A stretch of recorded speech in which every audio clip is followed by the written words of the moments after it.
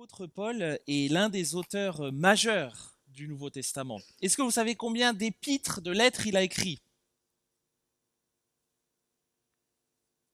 Vous pouvez compter, hein?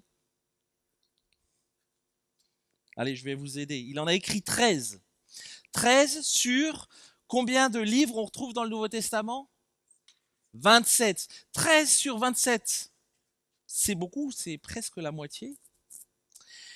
Chacune de ces lettres met l'accent sur plusieurs vérités. Pourtant, dans chacune d'elles, on peut identifier un thème dominant dans chacune de ces lettres. Un thème dominant qui ressort, par exemple, dans sa lettre aux Romains, on va retrouver un accent sur la justification par la foi seule. Dans son épître aux Corinthiens, la première, Paul va mettre l'accent sur la souveraineté de Dieu, sur la nature de l'Église, sur la sanctification et sur la résurrection corporelle.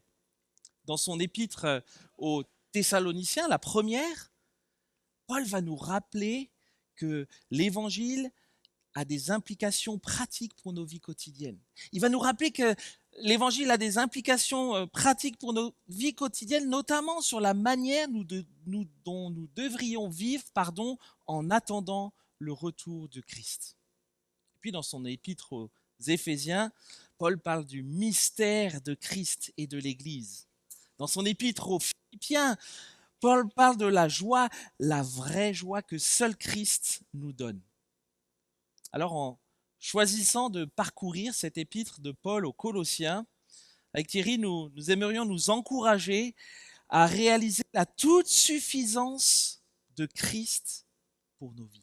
La toute suffisance de Christ pour nos vies, c'est le thème dominant de cet épître.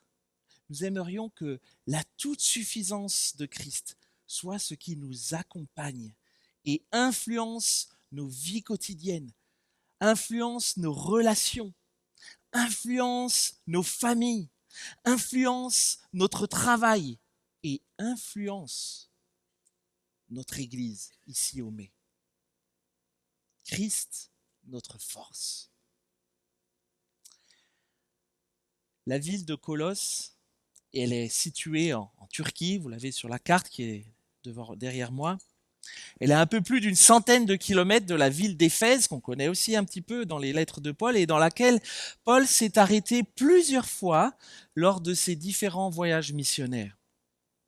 L'église de Colosse a probablement été fondée pendant les 2 années de ministère de Paul à Éphèse, lors de son 3e voyage missionnaire, période pendant laquelle le livre des Actes nous apprend que tous les habitants, juifs et grecs de la région, que vous voyez, qui est la Turquie actuelle, ont entendu la bonne nouvelle de Jésus-Christ. C'est incroyable, hein, non?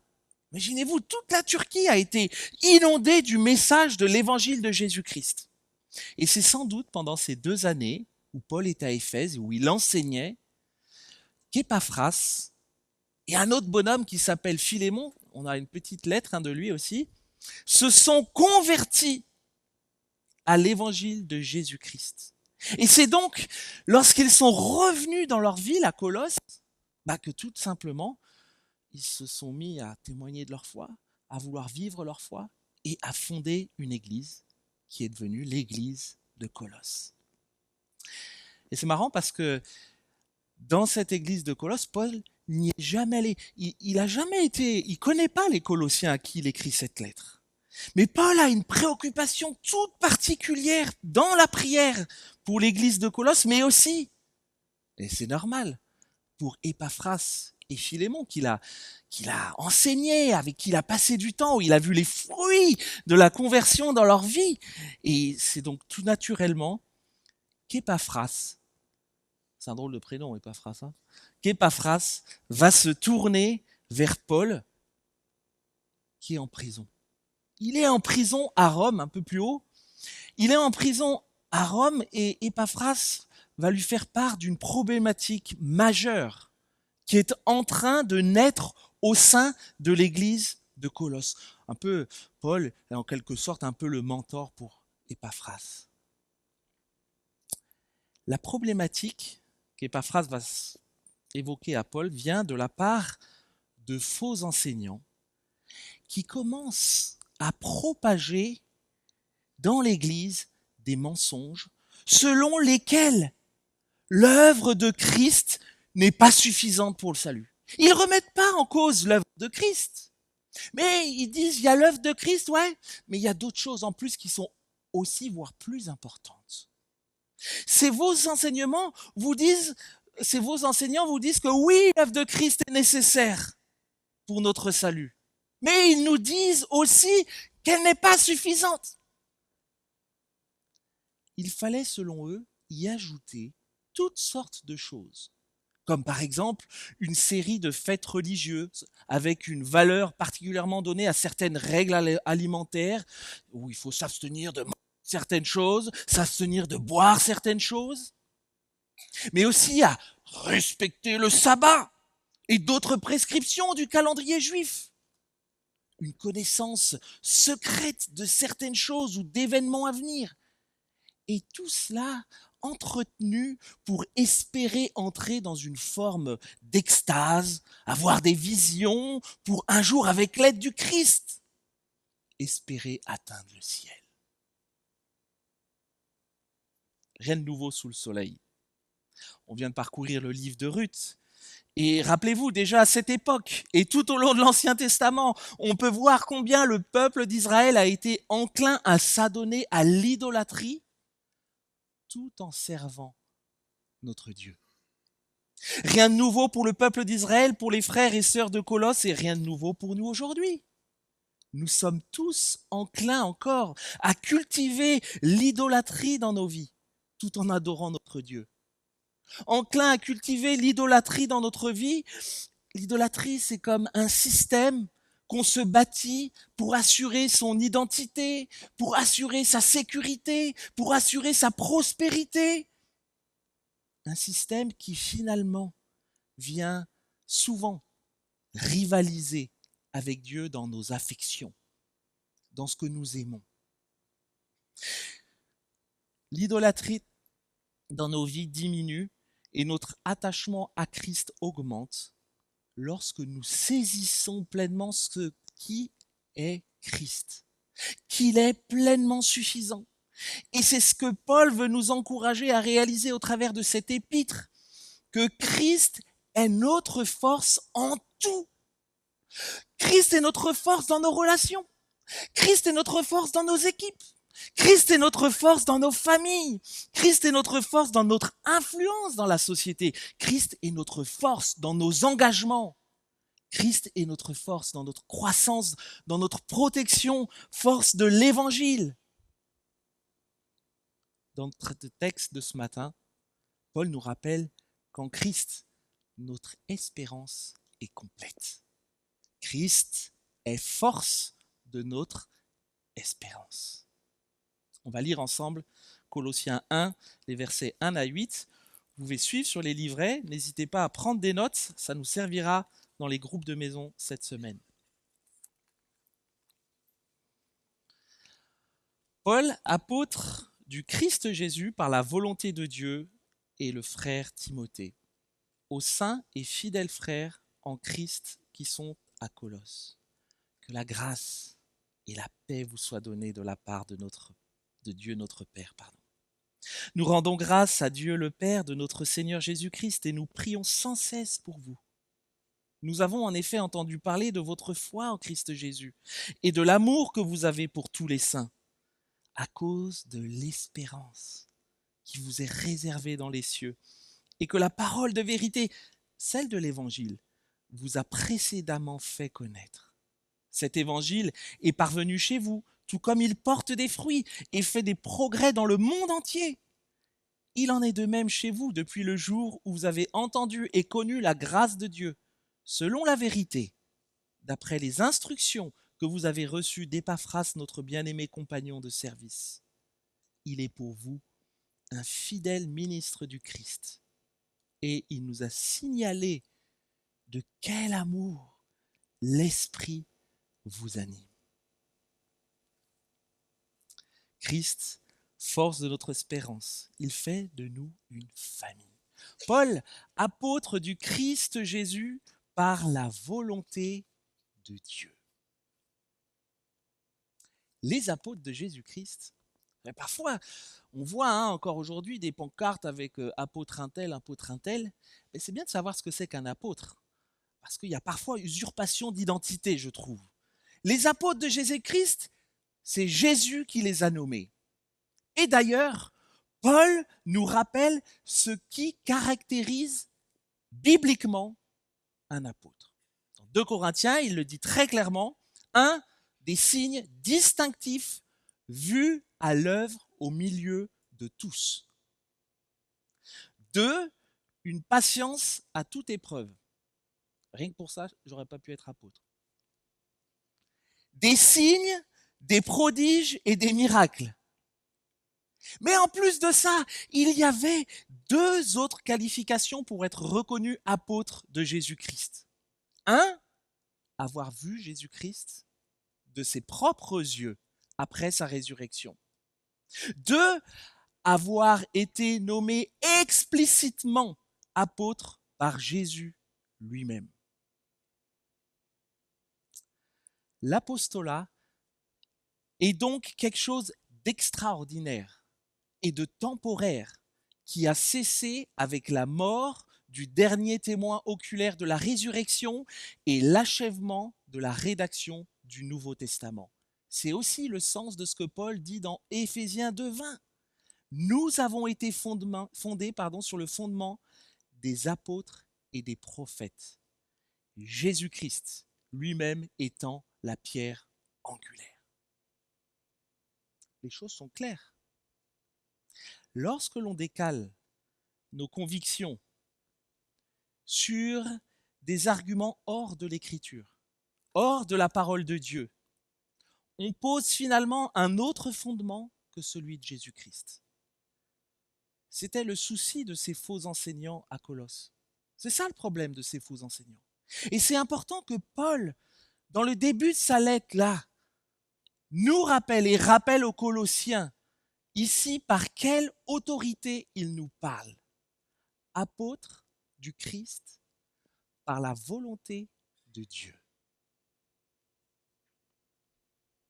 Mais bien aimés, attention à tout ce que nous pouvons entendre, à tout ce que nous pouvons recevoir, à tout ce que nous pouvons écouter ou voir sur les réseaux sociaux, sur YouTube ou sur d'autres plateformes Internet. On y trouve des gens qui parlent avec assurance, n'hésitant pas à se placer au-dessus de la mêlée et en disant « Bon, mais vous ne comprenez pas ce qui se passe, vous ne les voyez pas, mais moi je les comprends et je vais vous les expliquer. » Et du coup, nous, on est comme des imbéciles. Et on écoute parce que nous, on n'a rien compris. Nous, on n'a pas la parole de Dieu. Alors, bien sûr, on va écouter ces gens-là. Mais la réalité, c'est que ces personnes font souvent appel à des arguments tirés par les cheveux, hors de l'Écriture, et qui posent un autre fondement que celui de Jésus-Christ. Mais bien aimés, surveillez, validez les sources de ce que l'on vous envoie ou de ce que vous regardez ou de ce que vous écoutez. Et ça, à la lumière seule de la parole de Dieu.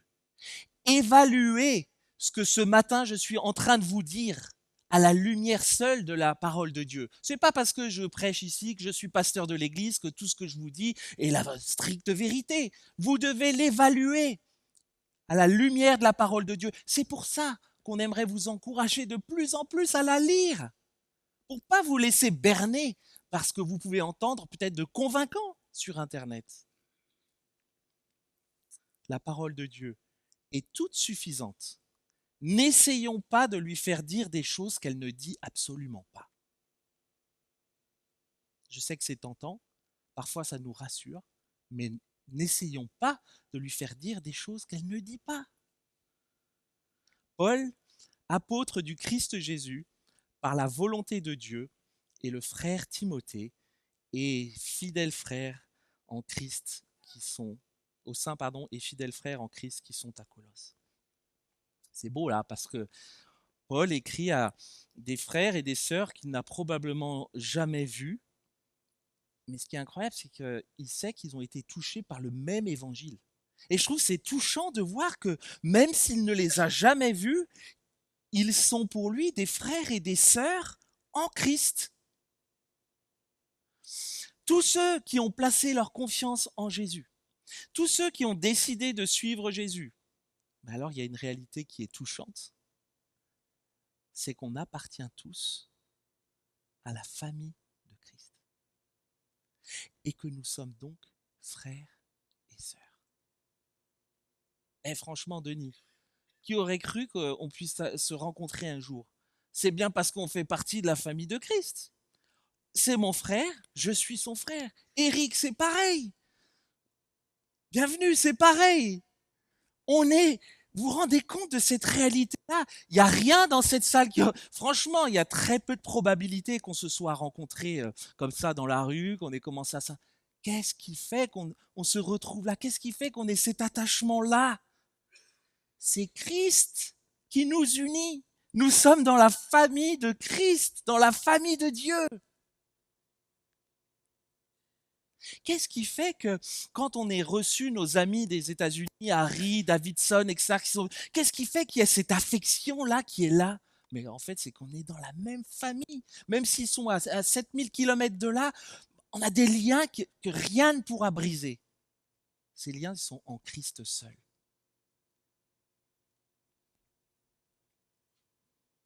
Au saint et fidèle frère en Christ. Alors, je sais pas, je discutais avec Paul cette semaine parce qu'il me disait, oui, dans l'Église catholique, des fois ils disent Saint Paul, Saint machin, etc. Mais c'est vrai que c'est bien de... Pourquoi, il me disait, mais pourquoi dans la Bible, des fois aussi, il parle des saints? Et c'est vrai que c'est une question qui est légitime. Hein. Souvent, on pense que saint, on pense à la qualité morale, mais en fait, ça n'est pas le sens du mot saint ici. Quand nous sommes en Christ, nous sommes appelés saints. Pourquoi? Parce que la grande idée du mot saint dans la Bible veut dire mis à part. Ceux qui appartiennent à Jésus sont saints, c'est-à-dire mis à part du monde pour vivre des vies différentes que celles du monde.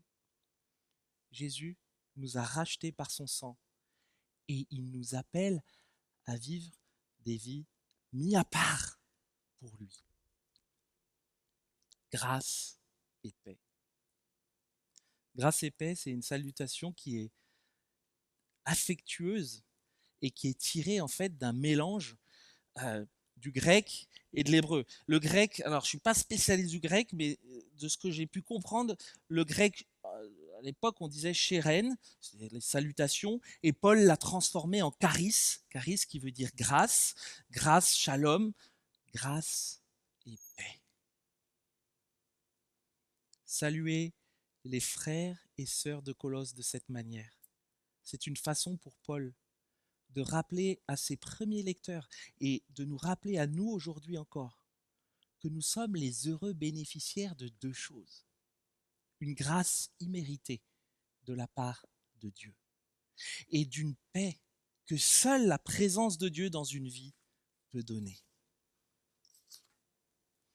Grâce et paix soient sur vous, mes frères et sœurs du mai ce matin. Grâce et paix sur chacun de vous. Quand j'ai lu la lettre, relu la lettre, il y a quelque chose qui m'a marqué et qui m'a semblé bizarre. Parce que Paul a été alerté quand même qu'il y a des choses graves, des faux enseignants qui sont là, qui racontent n'importe quoi. Donc l'Église est quand même un peu en danger hein, quand on regarde. Et pourtant, quand on lit le ton de sa lettre, c'est hyper positif.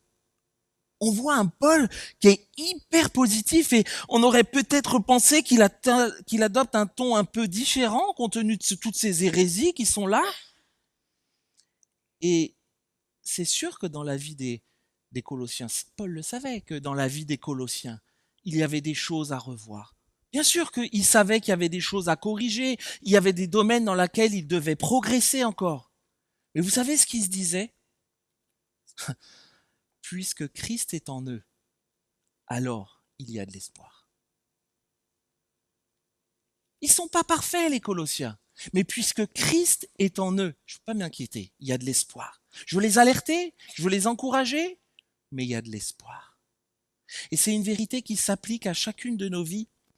Et bien aimé, si Jésus a commencé quelque chose en nous, alors franchement, il y a de l'espoir. Pensez pas que c'est foutu, que vous êtes moins que rien. Non, il y a de l'espoir. Et c'est pour cette raison que Paul rend grâce à Dieu pour l'église de Colosse, même s'il y avait des incompréhensions, même s'il y avait des hérésies naissantes. Il y a de l'espoir. Nous rendons grâce à Dieu le Père de notre Seigneur Jésus-Christ, dit-il, et nous prions sans cesse pour vous. Paul avait une attitude de reconnaissance constante et il prie pour ses frères et sœurs de Colosse qu'il ne connaît pour la plupart pas. Alors vous allez me dire, oui, Paul était en prison. Alors il avait du temps, il avait que ça à faire de prier pour eux. Oui, mais je me mets à la place de Paul en prison. C'est pas les prisons du 21e siècle, télé, téléphone, enfin le grand confort. Non, pas du tout. Paul en prison. Je n'aurais pas réagi de la même façon en prison. Force est de constater que souvent, lorsque la difficulté est là, quand les soucis sont là, ça nous pousse plus souvent à l'apitoiement, au repli sur soi, plutôt qu'à la prière. C'est pas le premier réflexe qui me vient à la prière quand je suis face à des choses dures et difficiles. Paul, lui, est en prison et il prie sans cesse pour les Colossiens. Un rappel, mes bien-aimés, dans ces tout petits versets-là, de l'importance cruciale de la prière.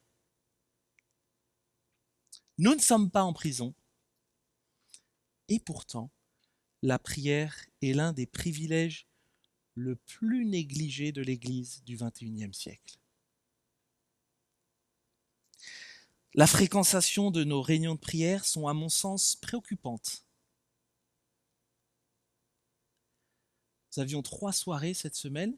J'étais tellement reconnaissant pour ce qu'on avait vécu, mais je dois dire que j'ai été préoccupé de la fréquentation assez basse de ces rencontres et je n'ose pas nous demander le temps que nous consacrons à la prière quotidienne. J'ose pas le faire. Vous savez, Spurgeon, il disait que s'il voulait humilier un pasteur, vous savez ce qu'il lui disait? Il lui demandait une question. Combien de temps as-tu passé dans la prière aujourd'hui? La grosse question qui tue, mais cette question-là, on pourrait se la poser à chacun. Hormis jeûne et prière là, combien de temps as-tu passé cette semaine dans la prière? 1 minute, 2 minutes? Seigneur Jésus, merci pour ce repas que tu nous donnes, donne à ceux qui n'ont pas, amen. Ça fait 10 secondes. Combien de temps as-tu passé dans la prière cette semaine? Quelles sont nos habitudes de prière? Quelle place la prière occupe-t-elle dans nos semaines? Franchement, prenez 30 secondes pour y réfléchir. C'est une question très importante. Combien de temps la prière prend de place pour vous dans vos semaines?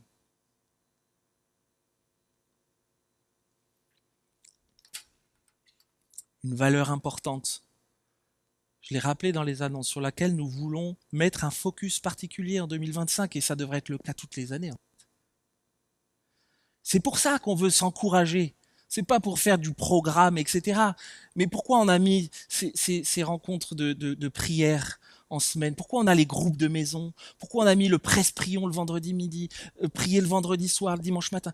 C'est qu'on veut pas avoir, on veut pouvoir proposer un panel le plus large. Je veux dire, quand on regarde ce qu'il y a aujourd'hui, on n'a aucune excuse pour ne pas vivre la prière communautaire. Franchement, aucune excuse valable. Aucune.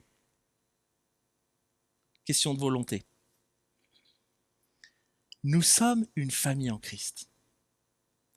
Cultivons ce cadeau que Dieu nous fait de la prière communautaire. C'est un cadeau, vraiment. Goûtez-y. Je pense que vous aurez du mal à vous en passer par la suite. Nous avons en effet entendu parler de votre foi en Christ Jésus. Paul continue.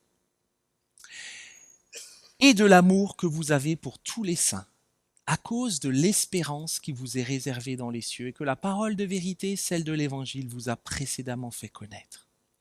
C'est marrant parce qu'on retrouve ces trois mots, foi, amour et espérance. C'est un trio que l'on retrouve souvent dans la parole et qui est repris à plusieurs façons. Mais aucune de ces trois caractéristiques ne peut être fabriquée par l'homme. Ces trois choses nous viennent de Dieu. L'amour, la foi, l'espérance. La foi, c'est bien plus que un sentiment ou une émotion. C'est un choix qui tire sa valeur de son objet.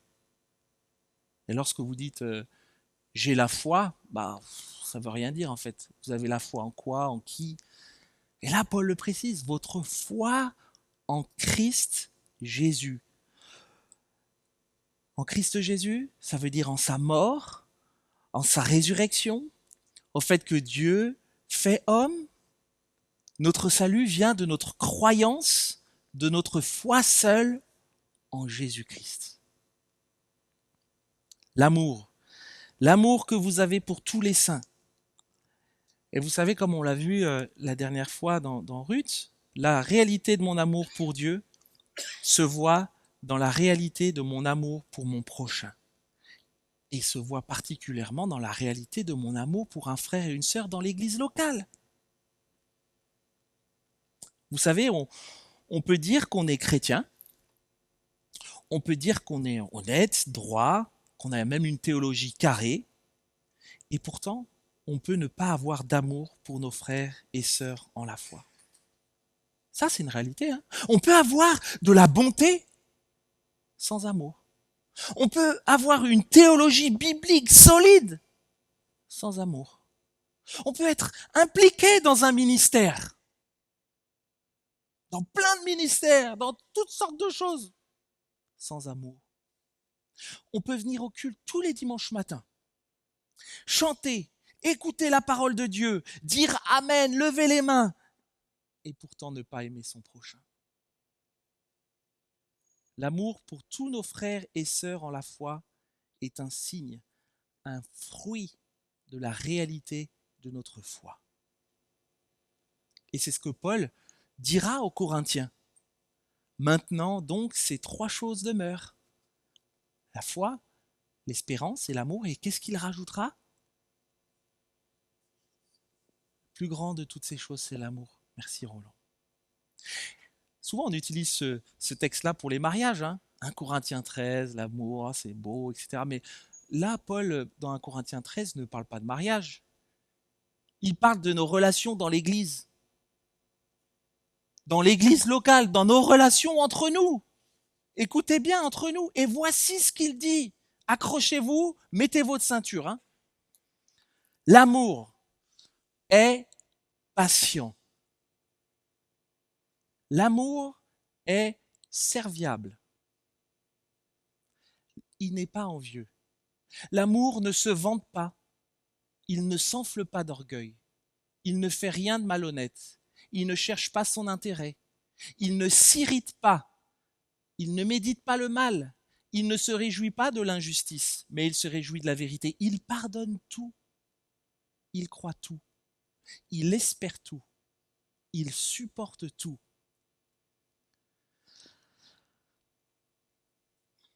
C'est l'amour que nous sommes censés vivre les uns avec les autres, en tant que frères et sœurs en Christ. Et j'avoue que dans ma propre vie, j'ai du travail. Et vous savez pourquoi Paul insiste là-dessus? C'est ce que Jésus dira lui-même dans l'évangile de Jean. C'est à l'amour que nous avons les uns pour les autres que le monde saura que nous sommes disciples de Jésus. Cet amour, les uns pour les autres, est ce qui rend l'Église attrayante, déjà à l'époque de Paul.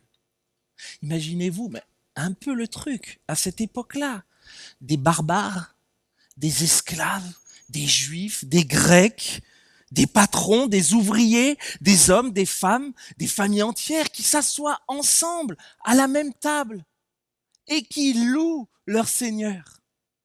C'est ça la beauté d'une église dans laquelle se vit l'amour les uns pour les autres. Cet amour, il est visible à Colosse.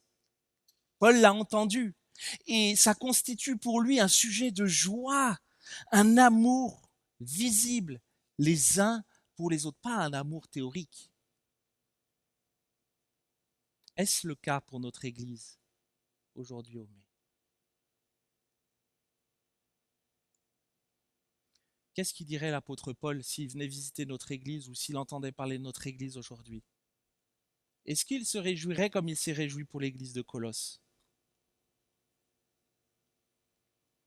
La réponse, elle est d'abord dans nos propres cœurs.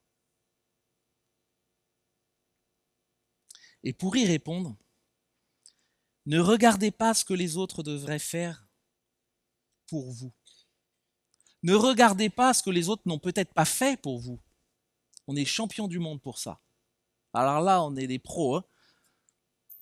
Mais regardez d'abord à votre propre cœur en relisant 1 Corinthiens 13, 4 à 7. Est-ce que, allez, on prend juste cette semaine, ou voilà, dans ce qu'on a pu vivre en tant qu'Église, est-ce que j'ai été patient avec mes frères et sœurs? J'ai été serviable? Est-ce que je n'ai pas été envieux? Est-ce que je ne me suis pas vanté? Est-ce qu'il n'y a pas eu une source d'orgueil en moi? Est-ce que j'ai fait quelque chose ou pas de malhonnête? Est-ce que j'ai cherché mon intérêt dans ce que j'ai fait? Est-ce que je me suis irrité contre un frère ou une sœur? Est-ce que j'ai médité le mal contre cette personne-là? Est-ce que je me suis réjoui de l'injustice? Est-ce que je me suis réjoui de la vérité? Est-ce que j'ai pardonné à ce frère ou cette sœur? Est-ce que je crois ce qu'on me dit, sans soupçonner le mal, sans imaginer qu'il y a des choses bizarres derrière? Il espère tout, il pardonne tout, il supporte tout. Beaucoup de travail pour nous, beaucoup de travail dans ma propre vie. Et heureusement, l'Esprit de Dieu est là pour nous accompagner et nous aider. Saisissons-le. La foi en Jésus-Christ et l'amour pour tous les saints découlent de notre espérance. C'est le troisième. L'espérance qui, nous dit Paul, vous est réservée dans les cieux. Comment l'espérance qui nous est réservée dans les cieux produit en nous la foi et l'amour? Franchement, sans Dieu, les Colossiens étaient sans espérance dans ce monde. Puis l'évangile leur a été annoncé par Épaphras et Philémon. Ils découvrent alors la joie incroyable du salut en Jésus-Christ et l'espérance du ciel. Eh bien, aimés, lorsque nous saisissons le sens profond du salut que nous avons en Jésus et l'espérance qui en découle pour nous, alors cela transforme notre vision de la vie. Cela transforme nos pensées.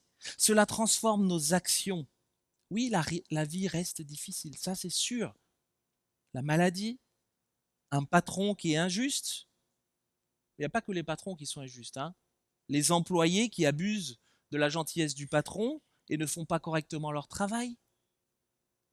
Des amis qui vous lâchent. Des enfants qui partent en cacahuète. Des difficultés financières pour boucler la fin du mois.